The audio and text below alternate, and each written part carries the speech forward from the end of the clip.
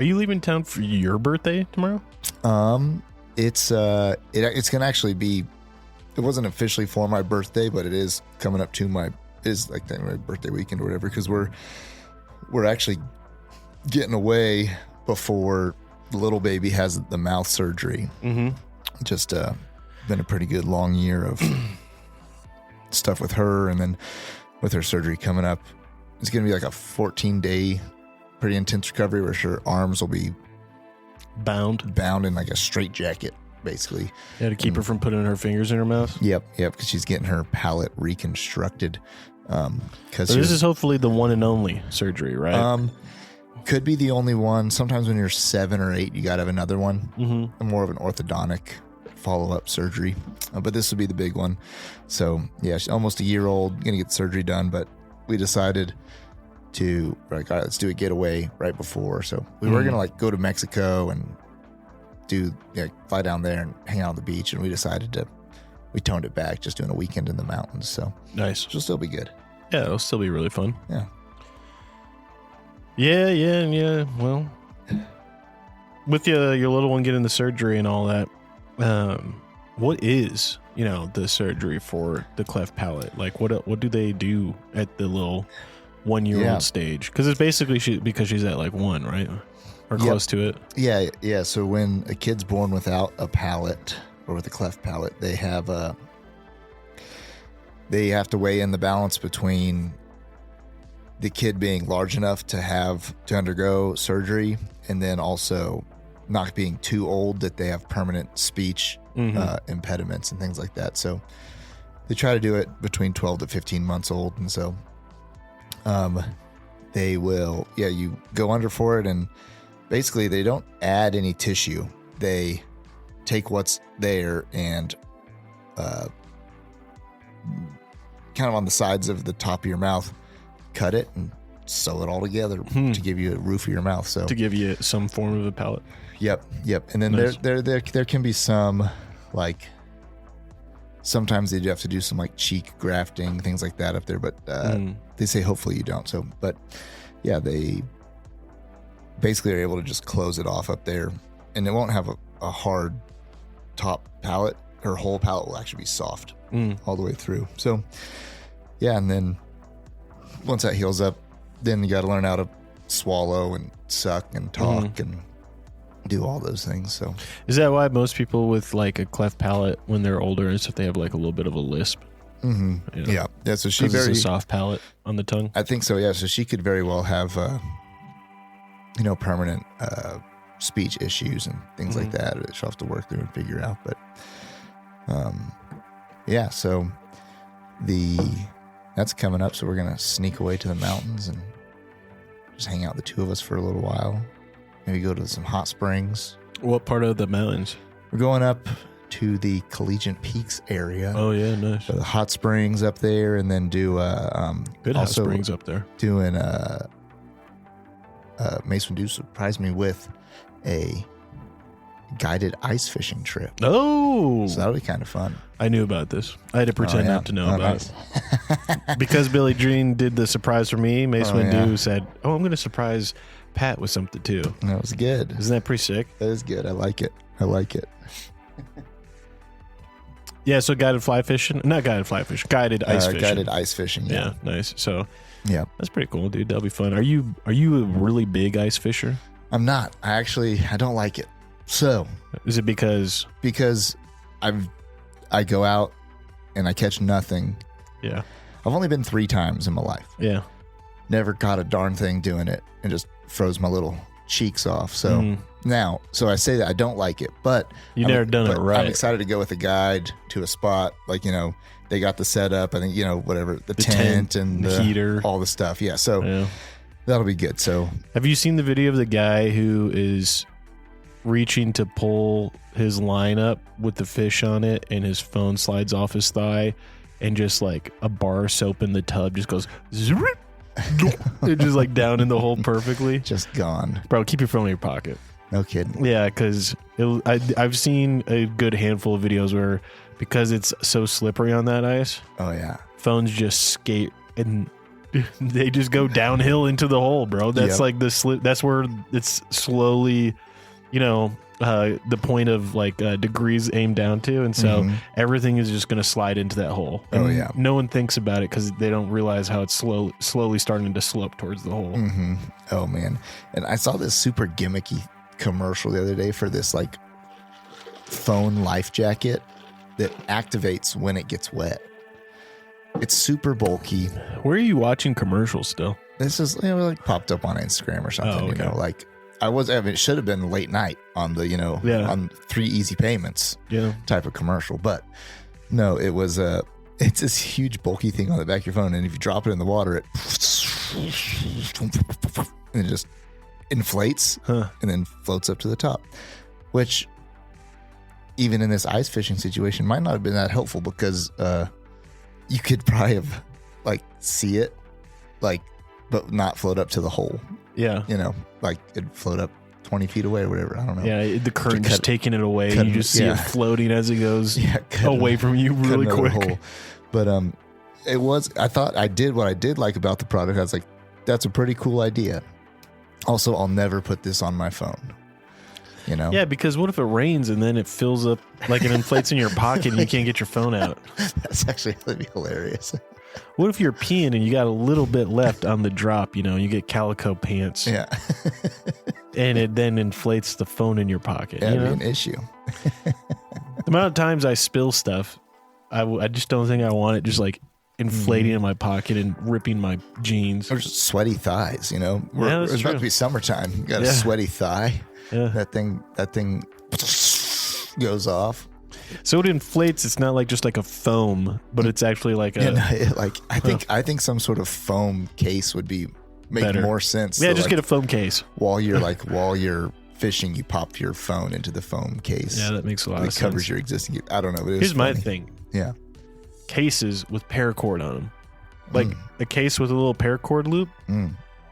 Just do that and That's put the true. loop around your wrist. That's Your phone's true. going to be out of the pocket. Put that around your wrist, and then that way, if you drop your phone, it's just hanging on the paracord loop. Yeah, like my phone case has a little loopy, like it's built in. You can you can put it through there. See, I think that's actually something that maybe we should design. Imagine this for when you're doing the outdoor excursions. You just have a phone case with that little metal loop ring built into the case, and when you're ready, you just run paracord through it and around like a belt loop. So that way you can be walking, and if you drop or you trip and catch yourself and you drop your phone, it will swing, but it just swings down as far as your loop from your belt loop is. Yeah. And then you're like, whew, thank God. Because otherwise I would have dropped my phone. It would have just clackety clack clack down the Grand Canyon. Yep.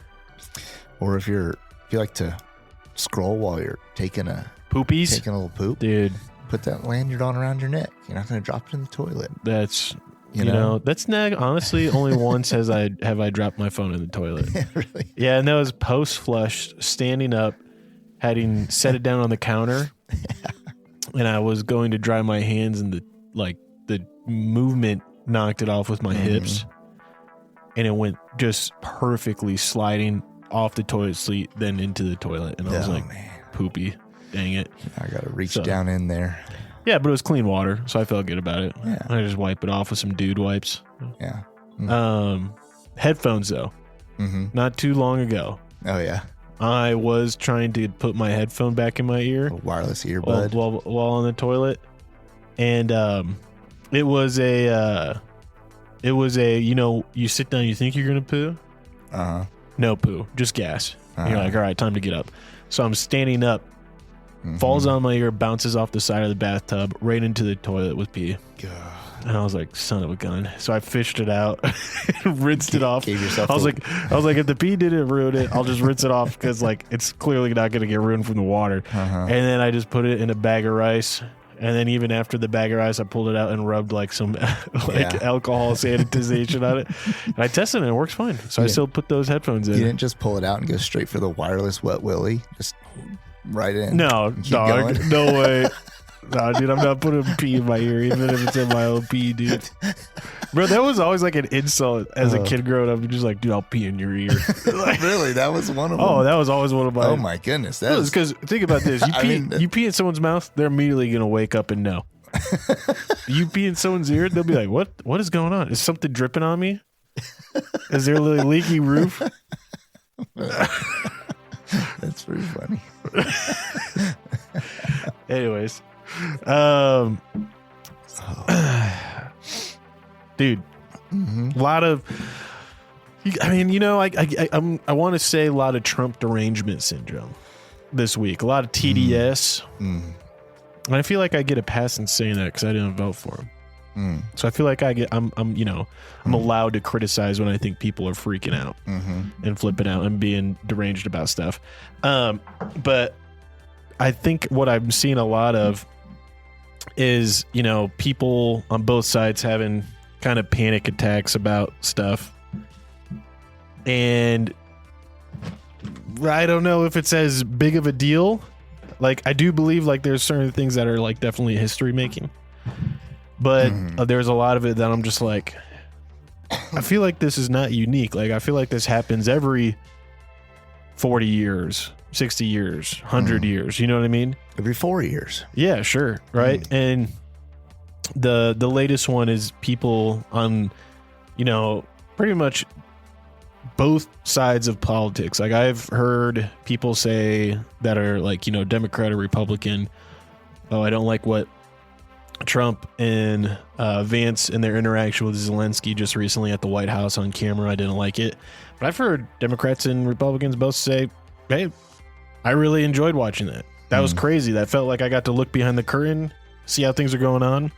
And I, you know, liked the way, you know, Trump and Vance kind of stood up to what was going on and trying to make sure they kept the show on the rail. I mean, the show on the road.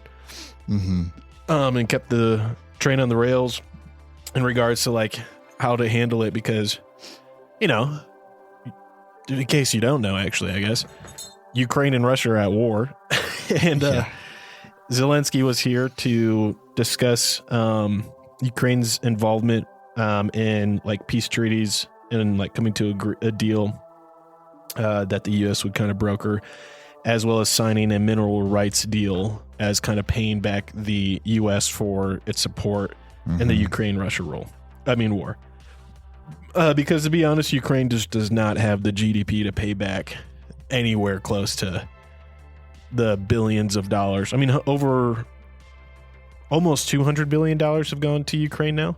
I think that's right, yeah. And all that said, mineral rights is a pretty effective thing, because if that occurs, you know, then like Ukraine just kind of is selling like, hey, you know, if the minerals are here, you get them, and kind of wiping their cost away, right? Because if there's not a ton of minerals there, they still like deals done, and the U.S. just has to deal with it, right? But anyways, all that said, they are out there talking about the potentiality of the deal, and Zelensky starts kind of adding more to the conversation, which, you know, it was clearly like a press thing where it was just supposed to be like, hey, come on out, let's wave, smile at the cameras, talk about the excitement to find peace, and like, you know, what we're going to try to do to get peace in a broach. Zelensky starts saying stuff like, hey, there's not going to be any concession. You know, we could still fight if we wanted to. Also, you know, you can't trust Putin. Like, you can't trust him for peace deals. He breaks them all the time. He broke them in 2014. He broke it in 2021. He's just going to break it again if we go on a peace deal. So we need more support, and we need like something stronger.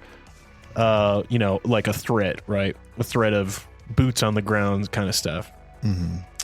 And he's saying that, and they're kind of like, well, you know, you're going to have to make, like, Trump and Vance are both kind of alluding to, like, well, you're going to have to actually make a concession. Like, you're going to have to concede some stuff. Right. To, like, that's what happens with the peace deals. Like, to stop the war, you concede to reach a deal. Right. And Zelensky was like, it's not going to happen because he's going to break the peace deal. And you know what? You'll feel it eventually here in America. And I'm summarizing in words, but it's essentially like, yes, there's a big ocean between Ukraine and Russia and America, but if Russia eats through Ukraine and the rest of Europe, you will eventually feel it in America. And that just was too much of like a, allusion to a threat of consequence to how, America's handling things or lack of engagement. And so Trump and Vance kind of tore him to pretty much boiled down to like, hey, you were supposed to come out here, say thank you, smile, say, hey, America, thank you for your support. We really appreciate Ukraine. I'm looking forward to peace. Also looking forward to this mineral rights deal with America and paying back our debt to them. And instead, you kind of made it a warning and flag waving in front of people and pretty much put us in a position where if we don't agree with you, we're disagreeing on camera right now with you as the president of Ukraine. And if we do agree with you, Putin is never going to answer the phone at the Kremlin. Putin is never going to come to the table to do an agreement. So you're kind of like, you're putting us in a position where if there could be peace, we're not ever going to reach it. So now we got to be big dogs and kind of discipline you. Right. We have to point it out and be like, look, you're running your mouth. You're saying things you have no right to say. Just come out here, smile, say thank you. So that way we can handle this shit behind closed doors. And I do think there was a lot of miscommunication. I do think they misunderstood Zelensky I don't think Zelensky intended to sound threatening. I think he wanted to sincerely make it sound like, hey, we are not just going to roll over, because if we roll over and just concede everything to Russia, they're just going to attack again and take more in 4 years when Trump's gone, which is 100% a valid point. I'm not saying I have any idea what to do with that. I'm just saying I get that. That's a valid point because that's what's happened. However, saying that on camera puts them in a really hard spot, and then alluding to one day Russia's going to come for America if America doesn't do something now. You're that is putting the president in a hard position where he needs to look strong and fierce. Nope, that won't happen. Even if I'm gone, that won't happen because my vice president's here. And so put them both in a position where they got to look like war dogs, ready to get mean. And bro, it just was ugly. And I think the biggest thing too is Vance pulled up. He's like, you went campaigning for the other side. Yeah. And we're still here trying to help you out. Shut your mouth, say thank you. And I get it. I get it. Cameras are on. You got to look tough. Probably could have totally gone down differently if there wasn't media and everyone in the world watching. Smoke break. Smoke break. Hey, Ken, it's Mick, and I've got something important to talk about. We all hope we never find ourselves in a self-defense situation, but life's unpredictable. Enter the National Self-Protection Plan from Attorneys on Retainer, an actual credible law firm you can put on retainer for your self-defense needs. For just $35 a month, you get national coverage in all 50 states for criminal and civil legal representation in self-defense situations, complete with a 24/7, 365 toll-free emergency line. That's real legal support when you need it most. What's in the package? Bail bonds, scene cleanup, firearm replacement, even mental health counseling. Plus, zero fees for a laundry list of defense-related costs like expert witnesses. So support the show and get yourself some peace of mind. Click the link in our show notes or visit our sponsors page to sign up for the National Self-Protection Plan from Attorneys on Retainer. Hey folks, Pat here. If you're like Mick and I, you're a fan of classic tales like Lonesome Dove, Blood Meridian, The Three-Body Problem, and Steinbeck's East of Eden. With Audible, you can dive into these epic stories anytime, anywhere. Sign up for a free month, and your first audiobook is on the house. To start your free trial and support our show, click the link in the show notes or swing by the sponsors page on our website. Want an awesome website for your podcast? Check out Podpage. We use it for the Mick and Pat show, and it's a game changer. Set it up in minutes, no coding needed. Support the show by using our link to get started. Your podcast deserves a home as great as ours. Podpage, the one-stop solution.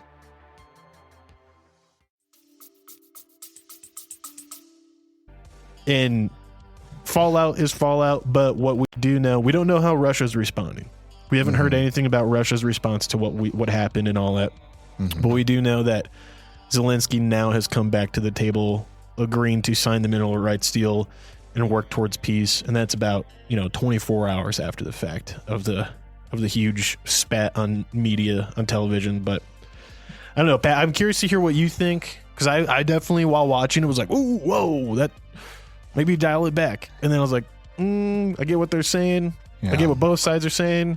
And then I was afterwards just like, I don't freaking know. I don't know what should have been differently, other than it should have just probably been like, no mics, just smile and wave. Let's go into the White House office, or the president's office, and then close the door and do it there. Yeah, this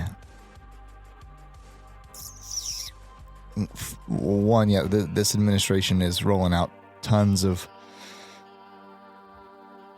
controversial things and rolling out lots of things fast, and I do think that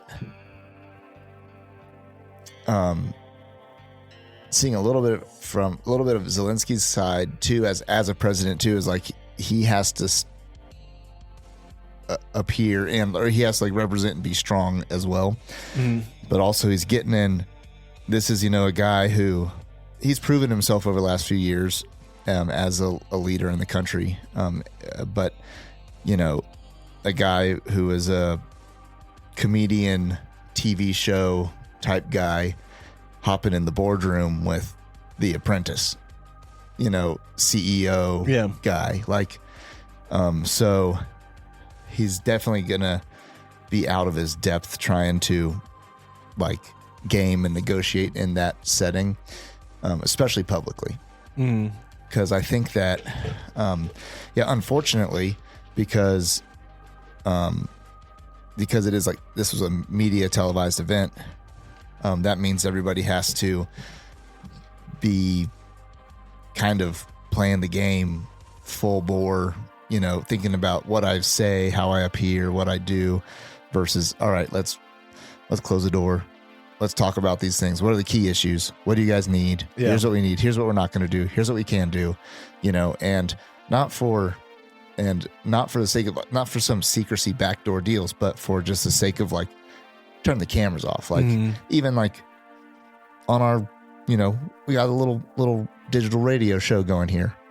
We speak and interact differently here than we do when we turn off the record button. Yeah. And that doesn't mean we're not genuine. It doesn't mean that we're not coming forward and putting stuff out there that we don't believe, like that we don't believe in, but the way that we present things or the way that we communicate is different.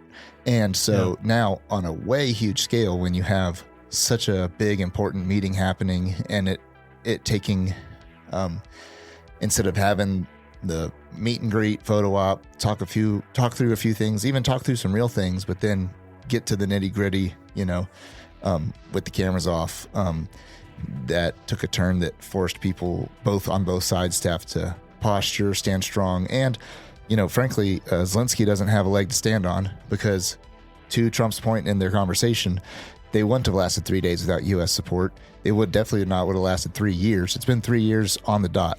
That's crazy. Since this started. It's crazy that it's been 3 years, bro. Because I remember all of us were like, hopefully it's over in 6 months, one way or the other. Yeah, exactly. And so it's been a 3-year-long war.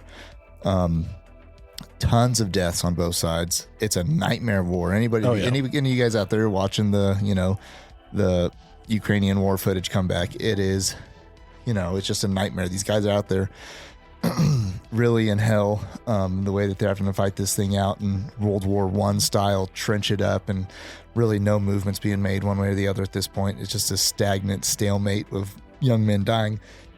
And so, Zelensky does not have a leg to stand on when it comes to how he addresses the leader of the country who kept him in the game this long.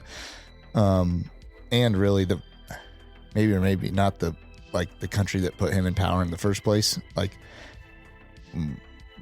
either Russia or America has chosen the leader of Ukraine for the last handful of presidents. Now, people will say, no, it was by election. the truth is like you look into what's going on, and the NATO put a ton of effort and funding into Zelensky. And if not, and they didn't appoint him necessarily, but Zelensky was voted for, and he won by like, he had like 75% of the vote. And it was one of those votes that was very similar to the 2021 with Biden, which was voting against the other guy. Yeah, well, right? I don't know enough.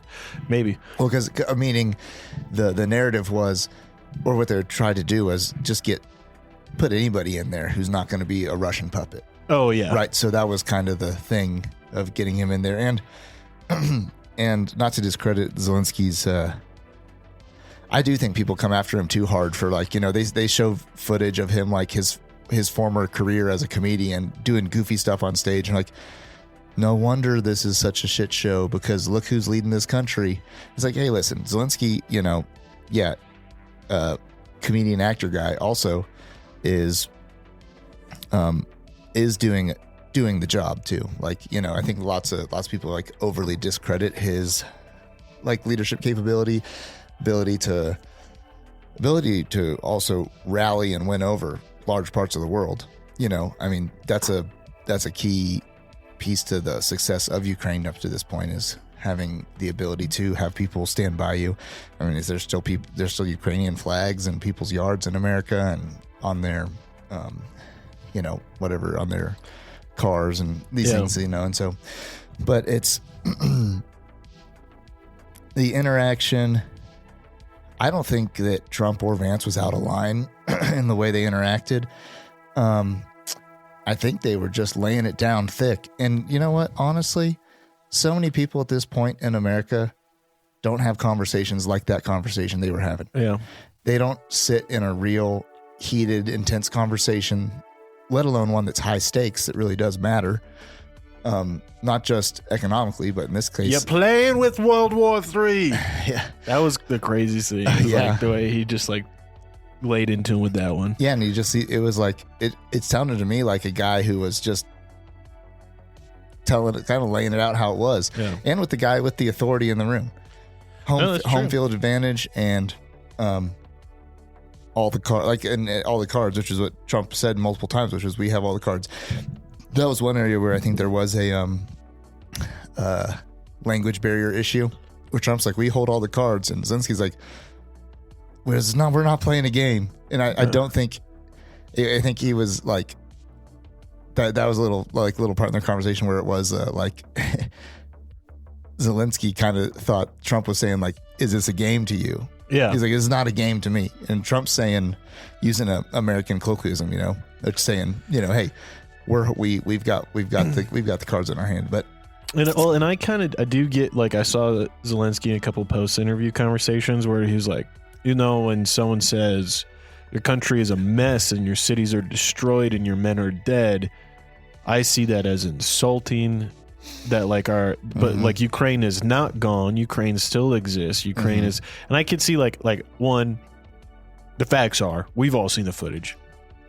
Insane destruction in cities. Like there are whole villages and communities gone and erased. There are a lot of dead men. There are a lot of dead women and children. There are totally annihilated city blocks. Yeah. I get that's not all of Ukraine. Ukraine as a people, Ukraine as a nation still stands. There are still people who wants to be there. However, let's be real, dog. When you have a nation that has an insane amount of women and children who have fled it to be asylum seekers in other nations, and you're having to get homies at the border to essentially draft them into the war, like you're talking about like the annihilation of a country. When people pick up and have to leave, you're talking about the annihilation of a country. And I know that's can come off as an insulting thing. I know that could be offensive. But dude, if you want your country to return and survive, you need to start thinking in the perspective of like, okay, let's stop the damage here. And I do understand, like, yep, that could be offensive to me as a leader because there's so many men still fighting and people who gave their lives and stuff, and like there's still like, people rebuilding. But it won't last that way forever, you know, if you're not careful and if you don't find peace. And I think that's a big thing too, is like a lot of people just don't want to admit it, but like the war is over, dude. Russia has not lost the ground they've taken for almost over 2 years now. The war is done, dude. Like all that can happen now is it to become Ukrainistan, you know, just a freaking drag out fight of just constant death for the next however many years, you know, 10 years, 20 years, just like, you know, another country in the Middle East that's just in constant gridlock war. Or you can have some concession here and be like, all right, Russia, you keep what you got, and Ukraine won't become a member of NATO, but you got to return hostages and stuff, and there has to be a ceasefire, and there can't be any like aggressive, like acts of aggression taken on either side. But like, dude, it's done, man. The war is over. Russia's not also trying to advance anymore. Like they're trying to just like hold on to what they got. I still think Russia's an aggressor. I still think Russia's in the wrong for what they did. I think Putin is in the wrong for what he did. However, like I do think Ukraine also, you know, has to accept and understand like sometimes there's losers in war. And like and Ukraine has lost this war. Like it has lost it. It cannot win it on its own. And Trump freezing all aid to Ukraine is a death knell. Yeah. Like NATO, Europe support is not even going to be remotely enough. So no, for sure. I was just looking up population of Ukraine. Ukraine's been in decline since 1993, which is wild. Just like a steady, like other countries are just like, even North Korea and like Canada just climbing, like going up steady. And then, but they've been in a decline. And then you can see on the day the war started, they've lost about 10 million people of their, like have left. 10 million people have left of their, was it 44 million? Now they're at 37 million in there. But anyways, just wild to see it. So also it begs the question too, in general, of what was the deal with this country for the last 30 years being in decline? Like, would be indicative of something that definitely isn't a type of country that could stand on its own without support and without, much less against a country like Russia. Yeah, and it's sad, dude. It's sad. I don't want to see any nations annihilated. You know what I mean? I don't want to see any people's group like forced to be asylums or have to leave. And that's why I think like you have to swallow the pride and accept like there need to be concessions. Same thing with Russia. Russia needs to concede. And here's the thing, dude. What's the predicted death? Like it's like Russia's predicted casualties from this are like, that was like 500,000 or something. Like I think that's Ukraine is 500,000 alone. I'll double check. Yeah, I mean it's it's a lot of people, and you know the like,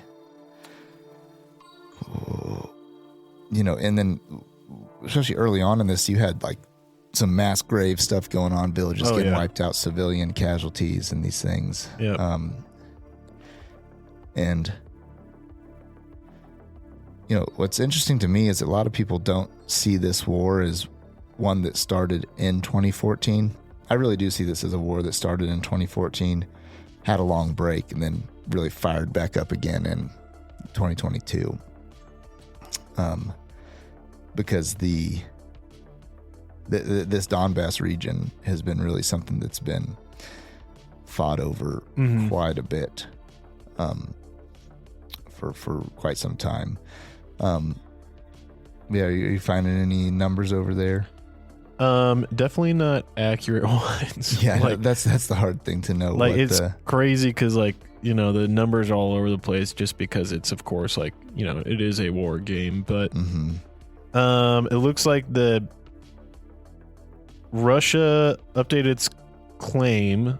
I'm just going off of the latest wiki edits, right? Mid-December 2024, Russia updated its claim of Ukrainian military casualties to almost 1 million killed and wounded. Of Ukrainian. Yeah. Since 2022. Since 2022, yeah. Since this fight. Which is like, no way, dude. No way there was a million. Leaked U.S. intelligence documents cited the Russian FSB that Russian forces suffered 110,000 casualties by the 28th of February 2023. See, these numbers just like are so skewed and flipping back and forth. Like, there's no way there's been a million. There's not even been a million Ukrainian soldiers. Right. All right. A former Ukrainian prosecutor general, also a member of the opposition party European Solidarity, said on Ukrainian television in January 24 that around 500,000 Ukrainian soldiers had been killed or wounded. So 500,000 casualties, not 500,000 dead. But yeah, so I mean, if we're looking at just like the estimates of like how many have died in total, I mean, we're probably looking at close to like, I'd imagine 1.5 to 2 million casualties as a whole. You know, of like dead, wounded, and missing. And that's like not just, you know, military, but civilians as well. Right. But it's just pretty crazy, man. It's hard to wrap your head around a number like that. And like with this conflict, because I think we're so used to like, you know, Americans are used to like the global war on terror, that war of like 20 years and total American death toll related to that was sub 20,000, I think, if I remember correctly. And the like overall casualty was estimated to be like under 200,000 entirely. I have to look up the like GWAT numbers again. Yeah. It says stuff saying, you know, basically 7,000 Americans dead. And GWAT stuff. And then, but I'm thinking of total casualties. Total casualties. This is a bad number. Civilians that have been killed in the GWAT, 387,000 people. That's a bad number. That's how you make generational war. Yeah, no kidding. I mean, yeah, not good. 387,000 categorized as civilians. Wow. Yeah, it's crazy. But yeah, for Russia, Ukraine, I mean, there's only two ways to go. And that's for both sides to be okay with where the kind of the lines stand and agree to them, or to just keep fighting it out. Yeah. You know? Yeah, it I do think that ultimately, like, I do ultimately agree with Zelensky that whatever happens now is only good for 4 years unless we have another very strong and feared like president. You know what I mean? Like if there is a president that just comes in and, you know, somehow wins it, but it comes off soft and stuff, like there's no peace that will be held. Yeah. So anyways, with that, the other thing they got people freaking losing their minds is Trump's latest, like not latest, I guess, but a tweet he let out this week about how anyone who's partaking in illegal protests will be jailed, and if they're illegals, they'll be or not illegals, but if they're immigrants, they'll be removed from the country. And this was he was speaking specifically to colleges. Yeah, colleges. Yeah, it said all federal funding will stop for any college or university that allows illegal protests, and that agitators will be imprisoned or sent back to their countries where they came from. And then also asking, you know, and then demanding to not wear masks at these things. Which I saw. All right, so here's my first thing on that. I'm like, my first question immediately: what's an illegal protest? You know how I answered that? I looked up definitions underneath COVID. What protests were illegal under COVID? Those are get some rowdy legal protests then, I guess. Well, no, because a lot of the protests were illegal, but then there were legally sanctioned protests that were exempt, right?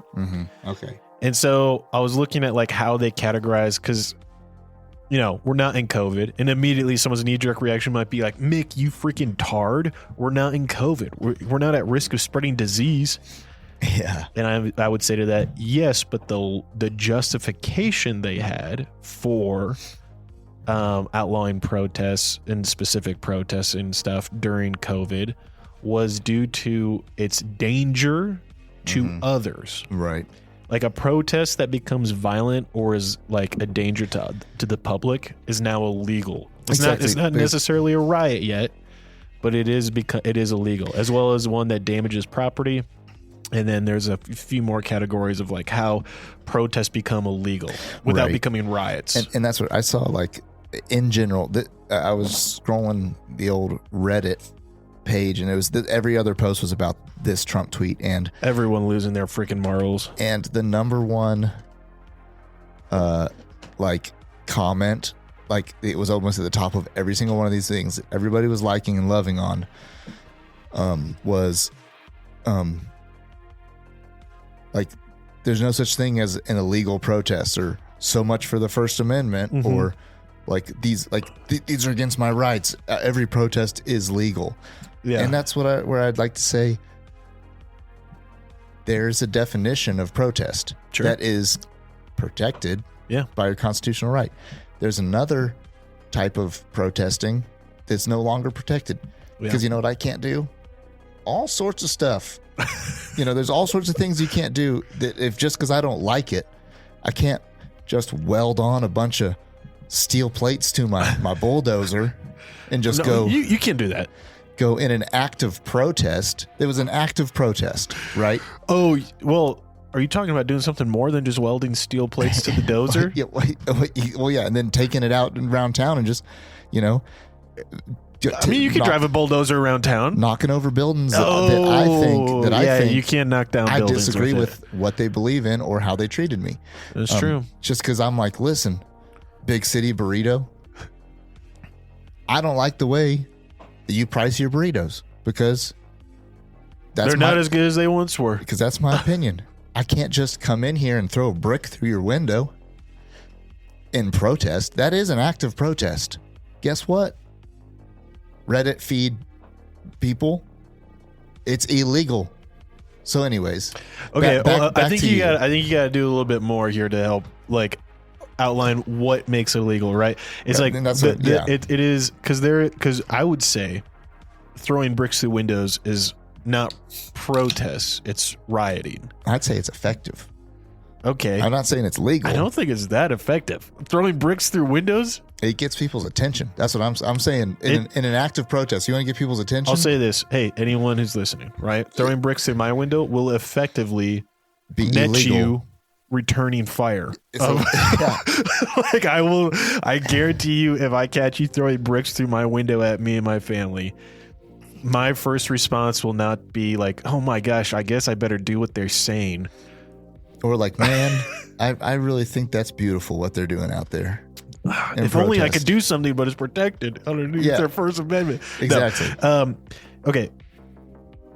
Here's the thing, Pat. You do have to outline it for people, because a lot of people aren't going to accept just like a blanketing like that's not protected, right? And of course, people will be like, well, yeah, throwing bricks through windows is rioting. It's literally like when a protest becomes an event that can cause violence or harm to others. And like by harm, they mean like literal physical harm. Where like if a protest on let's say you're protesting, but your location of protesting is literally outside a hospital, like you will be moved off property by law enforcement, and you might be arrested because your protesting could be impeding life-saving measures for another individual, right? Or if you're protesting on a college campus, right, and you are getting into the point where like you're barring people from accessing their resources that are provided to them and funded by the state. The state is funding this campus so students can then be there to learn and attend class. you are actually violating their rights, and therefore your speech is now inhibitive and it is no longer protected. Yeah, and there's this is not Mick making stuff up. There's a lot of precedent case law here about how when you can protest and where, and especially when it comes to federal property. I know a lot of us think on the right-leaning, more conservative side, well, my taxes paid for it, it's federal property, it's public property, I should be able to do it. Truth is that when you're protesting on federally funded property like that, the Fed government has the right to withhold your right to protest on that property, and that's why permitting protest permits exist, right? Because you need to get a permit to protest there, so that way you're not disrupting others' access to that public space. For sure. And here's a super hypothetical that in no way, shape, or form, I'm sure, is what Trump was getting at with his particular tweet. But let's say on a college campus, there's a war going on the other side of the ocean between two groups of people who've hated each other and warred for a long time. But then on this college campus, there's people who subscribe to the religion of the people group who's fighting over there. Say if you're a Jew, and people are angry about you being. And people are no Jews on this campus. Yeah, and then they're you're telling me that's not protected protesting? And then they start hitting you and spitting at you, not letting you go to class. So they start saying stuff like jihad. Yeah, and making you hide in your dorm room. Yeah. You tell me that's not protected? That's illegal. Oh wow! And so I think that's crazy, dude. I think the orange man got a little tired of on campuses some of this the campus. There's not campus protests going on right now about seed oils in their cafeteria. Yeah, which maybe they should be. But no, the protests have become violent. Lots of people have gotten hurt. Lots of people felt very unsafe on both sides, in particular on one side. And I'll be honest, you don't see a ton of injured people on one side. No. You do see a lot of Jews beat up on college campuses, but you're not seeing a lot of the Muslim kids getting beat up. What I will say is when the Jewish people decide to engage, it does become violent very quickly. Because it's like a. I'm not a. I'll say this: I've never found myself winning an argument with someone of the Jewish faith. Right. They're very good at arguing and very good at getting you heated up. Or what I'm saying is they can maybe go 0 to 100 in just this in the fact of this is fine. I'm dealing with it. I don't have to. No, I'm not responding to this. To okay, now it's the switch flips on. I'm not dealing with this shit anymore, or there's hate on that side too for the other group. So, but I think, don't get me wrong. I'm not saying there's neither group doesn't have violence or for sure, but hate on one side. By and far, there's a lot of people, misinformed, young, bleeding heart kids on college campuses who are protesting Israel and America's involvement in Gaza, and it's gone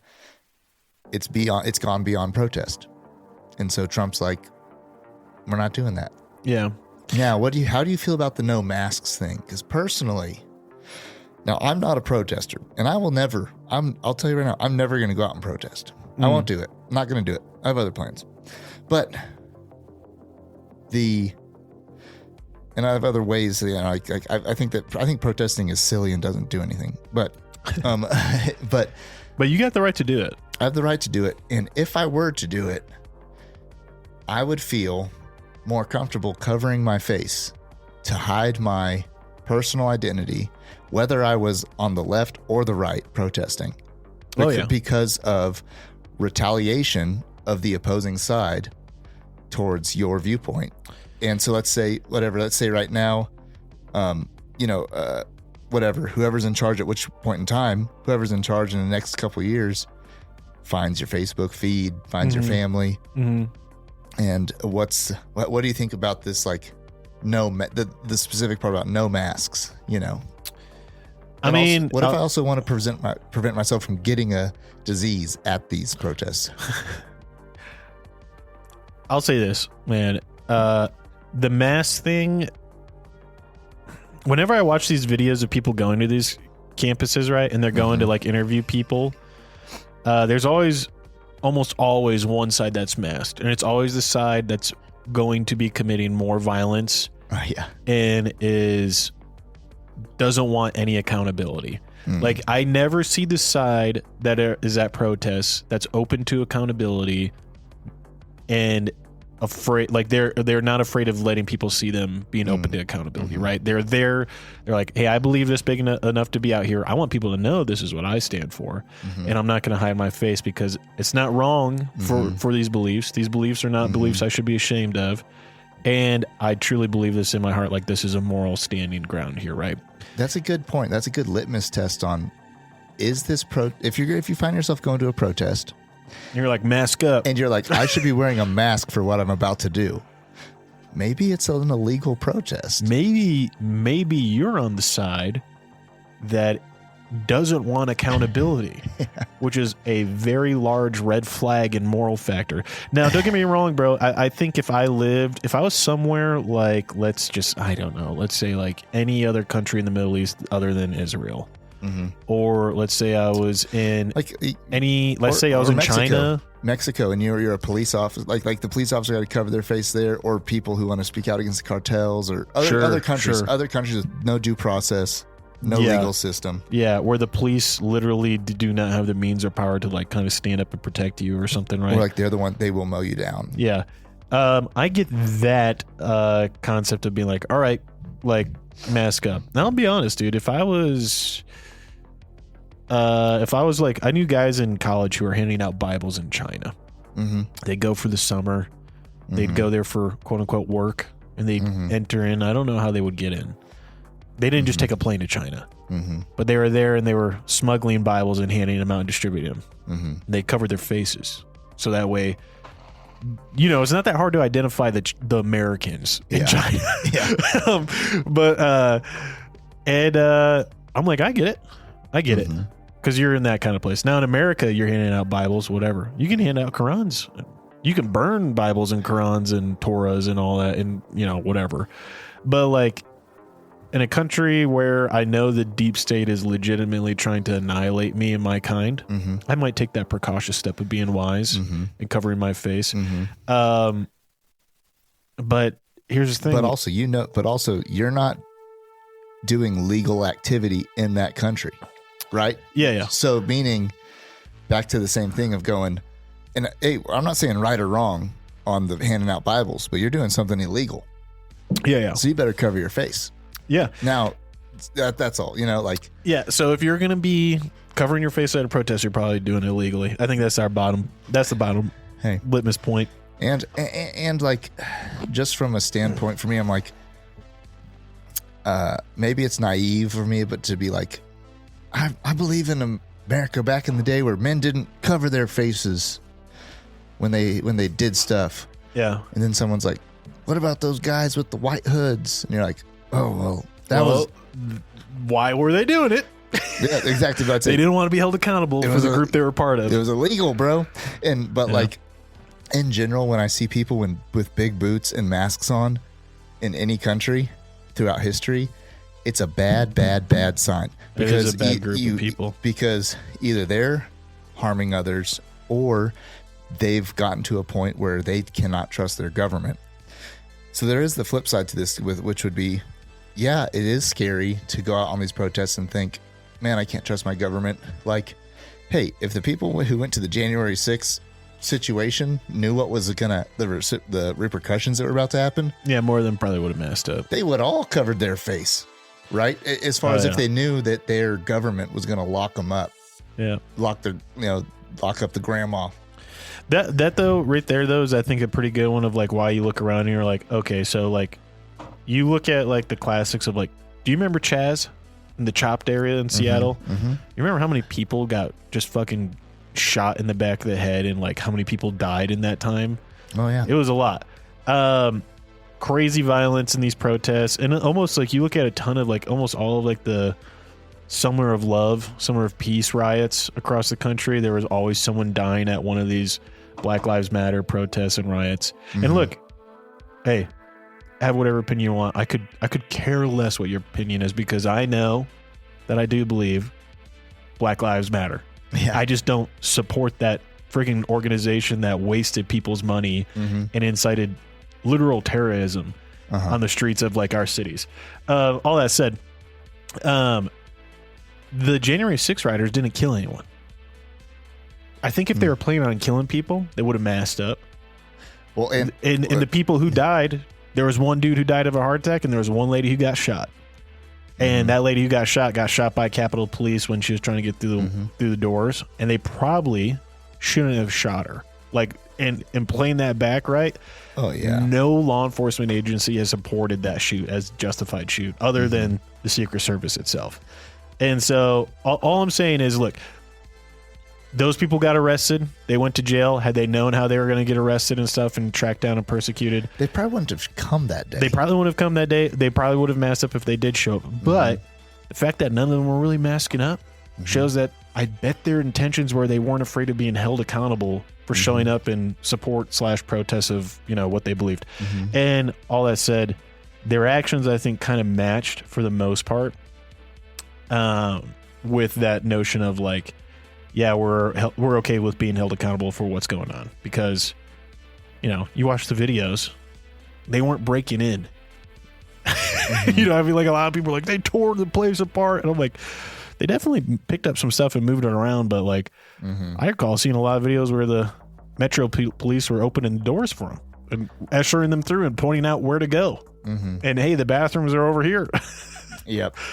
So anyways, all this. And as an absolutism, yeah, a couple January 6ers were masked up.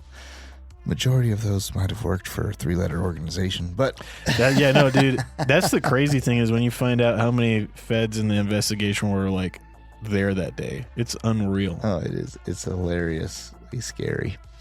No, for sure. And so I don't know, you know, I think that what Trump's trying to do with that tweet is to curb these, you know, illegal protests that are happening. Well, ironically too, Legal Eagle, who is probably one of the most left-leaning YouTube channels, and not even to mention, like, he's easily probably the most left-leaning lawyer channel. Okay. Very, like, he has made... Is he based? No.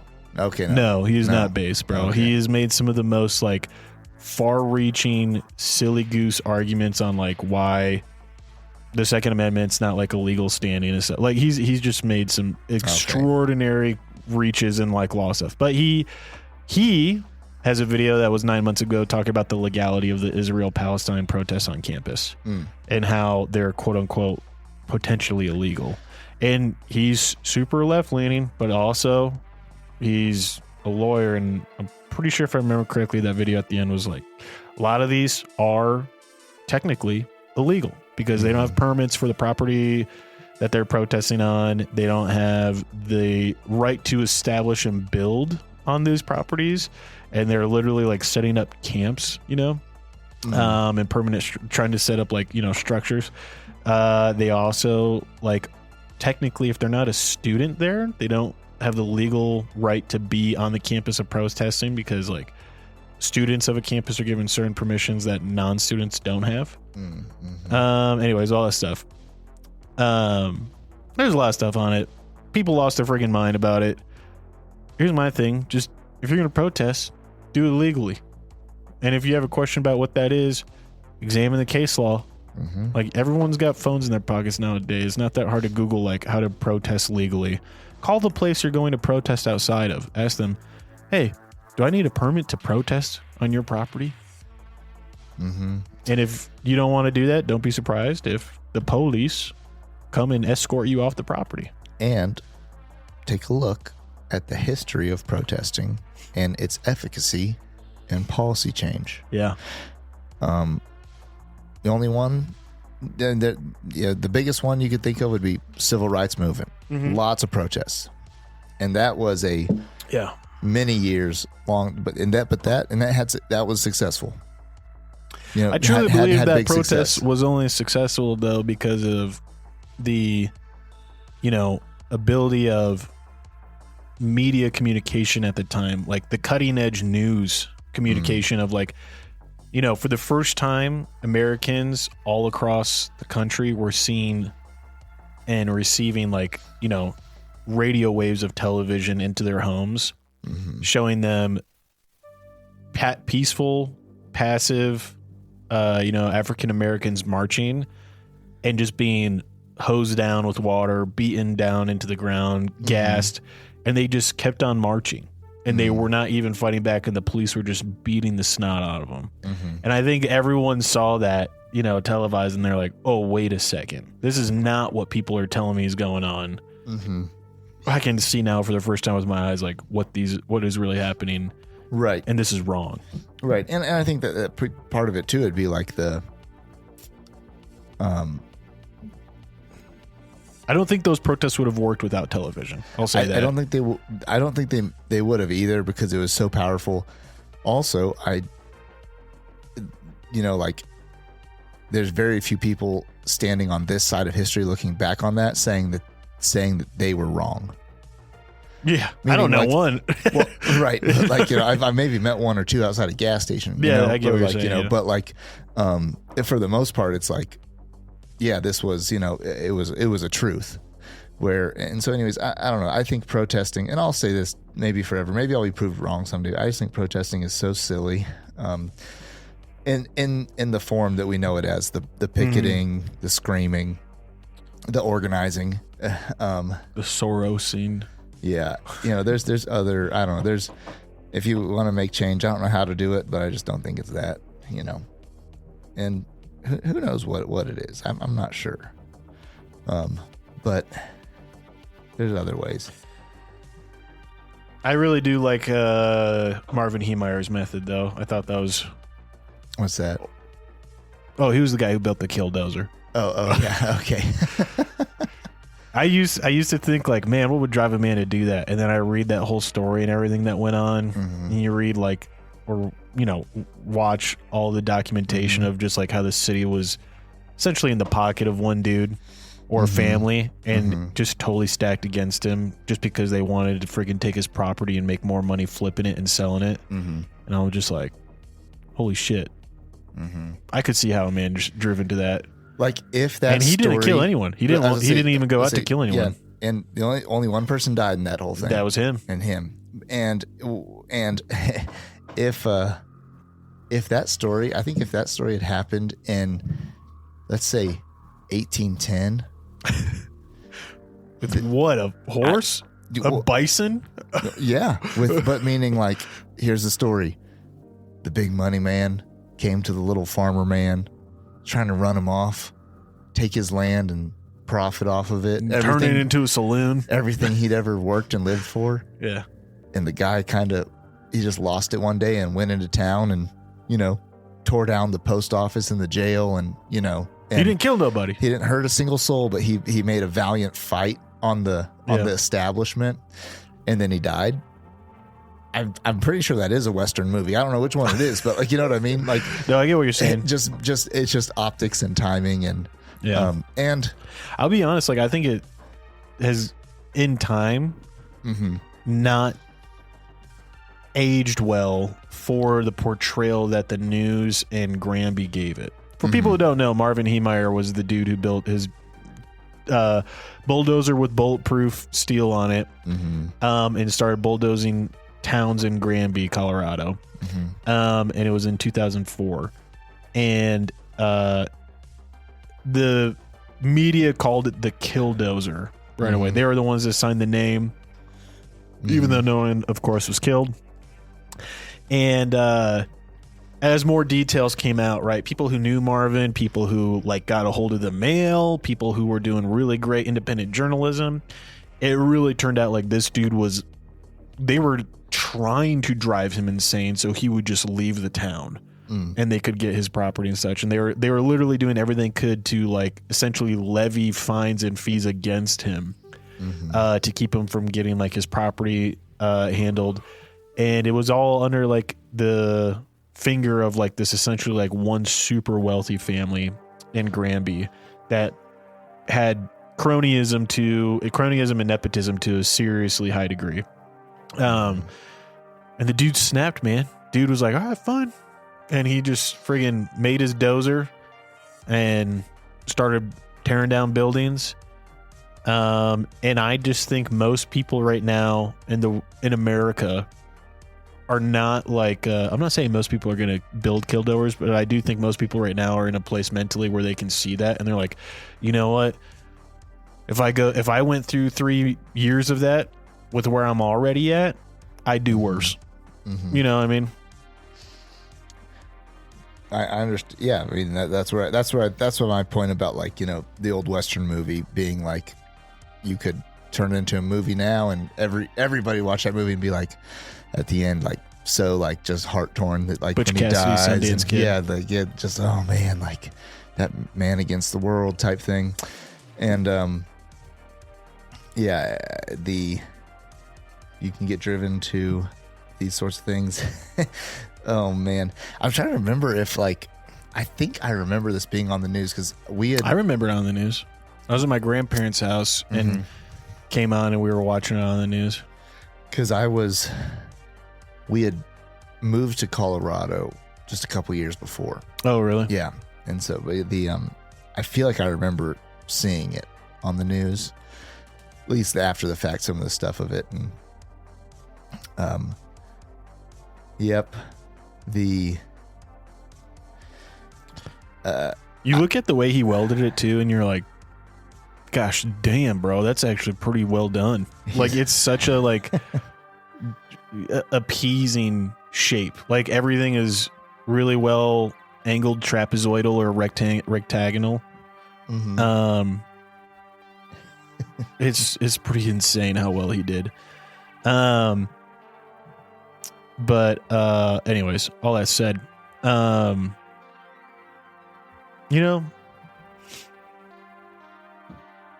I don't think I have much else on this, Pat. I think I have voiced as much as I care really about all these things.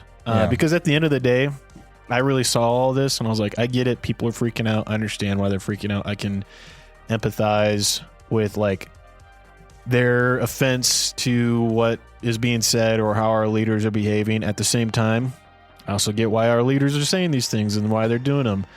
And I don't necessarily disagree with it.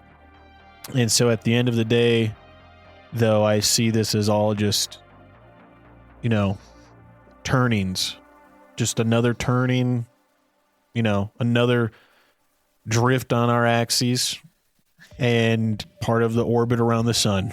And like, I don't know. I don't think this is like anything new. I think in 4 years we could have just another historic moment of that kind of stuff on TV. You know what I mean? Engaging in that kind of, you know, insane media coverage. So with all that, you know, I guess I was happy to talk about it, but I don't really have any more to add, you know? No, yeah, I mean, and like one thought I had about it was, here's the deal. Trump said he was going to end these wars. He's got to follow up on it. Right, but meaning he didn't say how or what, but he said he's going to end them. Yeah. And he's sternly making moves towards, you know, wrapping up bloodshed and some of these things. You know what I was really thinking about it a lot when like they're like, we're not going to compromise. You know, Zelensky saying he's not going to compromise, and Trump and Vance are yelling at him, and then post that interview, Zelensky's like, you know, I was offended because the people have died, and we're not going to compromise because we can't trust Russia. All I could think about over and over, man, was that footage of those two guys who had no business crossing paths. Just the Ukrainian soldier and that Mongolian Russian soldier, like conscript. And their fight to the death, both stabbing each other, biting each other's hands. And at the end of it, you know, it's like, you know, leave me in peace, let me die. You know, you're the best fighter I've ever met, brother. And they both call each other brother as they die. Mm-hmm. Well, as one dies, and then the other one probably died later from his wounds walking off. I just want like peace for those dudes. Like I see that and I'm like, those are two dudes who have no desire to be there. Those are two dudes who were like, who should have never been there in the first place. And I really just want those dudes and the dudes who have fucking seen that shit and gone through it to just have peace and be able to like go home, die of old age, surrounded by people who love them.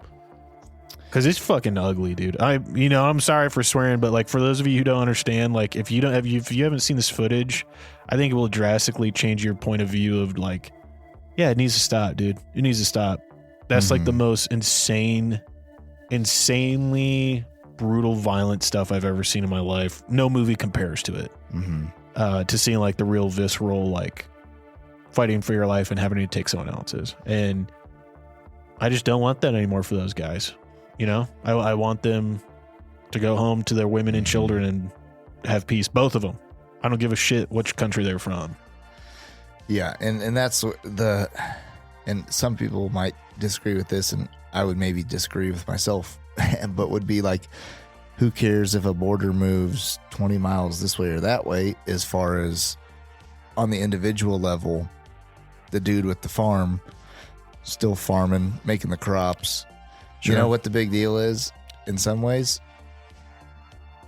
It's which government or country is collecting on those, so from those crops or something. Right. So, or a port city and those things, and it's obviously more complicated than that, but like some of these places where stuff's changed, the people's languages aren't changing. Their families can still do what they're doing, and I realize I'm oversimplifying it as a conclusion, but just to bring things from, what's the point of moving borders and wars? It's not so that family right there could have a better life.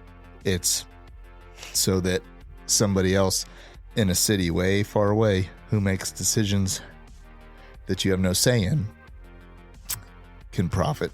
You know? And that's what war is and has been for a long time. Yeah. So it's